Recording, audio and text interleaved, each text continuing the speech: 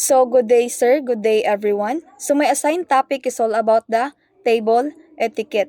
So, table etiquette refers to the rules and manners followed when dining. So, ang table etiquette is mao ni siya ang mga rules and mao ni siya ang mga guidelines na atong sundon para kanang or like kanang unsaon pag-sit and unsaon nato pag-use sa utensils and unsaon nato pag-interact sa ubang tawo na mapakita nato sa ila nga ginarespeto nato sila while naata sa table or naata sa kanang while nagakaon ta. So, shows respect to others. So, kani number 1 is mapafeel nimo sa imong kauban nagkaon na gina-value nimo sila and dili nimo sila mapafeel nga ang comfortable ka kauban magkaon. So, next is help create a pleasant dining experience. So, kung good manners ang imong ginapakita sa iya, so kanang enjoyable ra inyong pagkaon diha sa dining. Like kanang for example, kanang magsaba-saba, kanang mamalikas. So, ang kabalo nga ang kato imong kauban is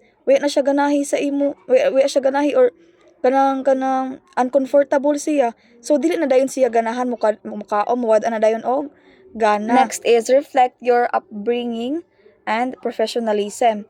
So, kanang the way ka mo act is mo reflect na sa kanang pagpadako sa imong pamilya sa imo. Like kanang kamantay mo ng mga tao na mga nga giunsa mo na siya pagpadako sa iyang pamilya oy nganong ihan mo na iyang batasan. So if good imong mapakita sa ila, so good sa bang ilang impression sa imo. So naatay mga basic rules of table etiquette. First is sit properly at the table. So kung mag-sit ka properly no, it shows kuan kanang good manners and respect sa imong kauban. And it makes you look neat and kanang attentive ka during sa meals. So next is wait until everyone is served before eating. So this role is naga-show siya og kanang respect and politeness sab na it ensures na dungan mo mangaon and kalain sabno kung mag-una-una ka unya sila waya pa nangaon. So mas maayo nang dungan jud mangaon ang tanan. The next is keep elbows off the table. So ayaw ibutang imong elbow sa table. So i-maintain ra imong proper posture kay para pod kanang decente ka tan-awon kay kalain sab kung magbutang-butang ka sa imong elbow. Ngilad siya. Then next is use polite words like please and thank you. So kani nga rule is naga-show siya og respect and kindness. Like kanang kung nakaipaabot, mag-use gayud ka og kanang please and kung pasalamat ka, use thank you. Let's proceed to using utensils correctly. So first, start from the outside and work inward with utensil. So during sa inyong pagkaon, kanang naadjud na yung mga klase-klase nga mga kutsara, tinidor, and or utensil, no, klase-klase na utensil sa inyong atubangan. And ang katong naa sa pinakalabas or pinakalast, mo to'y pinakauna ninyo gamiton. Hantod sa magkaanam-anam na dayon na siya. And next is fork in the left hand and knife in the right hand. So kani mao siya ang standard sa paggamit sa knife and fork. Kay ang imong ikat is ang imong ikat is ang knife man. So diri man ang knife sa right hand.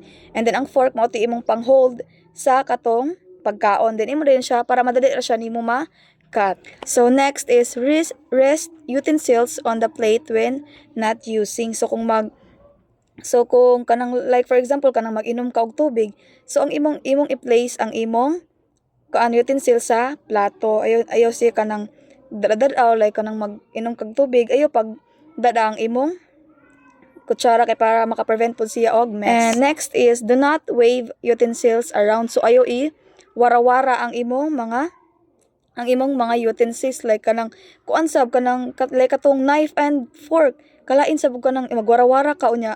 Delikado baya na siya, so unsafe siya and kuan sab katan-awon kanang neat sab katan-awon if kanang ibutang ra nimo diha imong utensil, ma-rest nimo imong utensil, so gana tan-awon. So next is diri na ta sa after the meal. So place utensils neatly on the plate. So mao na to gaina nga pag human sa nimo kaon, ibutang na nimo ang imong utensil sa plato. And next is fold napkin and put on the table. So di ba kay naman ang napkin diri sa inyong diri Then kung pwede sa mo kanang magtrapuhan ninyo diri kay para kanang kay basin na mo mga kuan diri sa inyong kuan ba.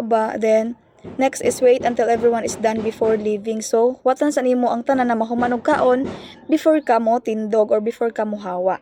So in conclusion, table etiquette shows respect, discipline, and good manners.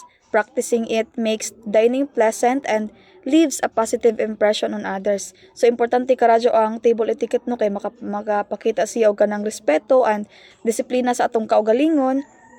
And para good sab ang impression sa ubang tao sa atoa. And that would be all. Thank you.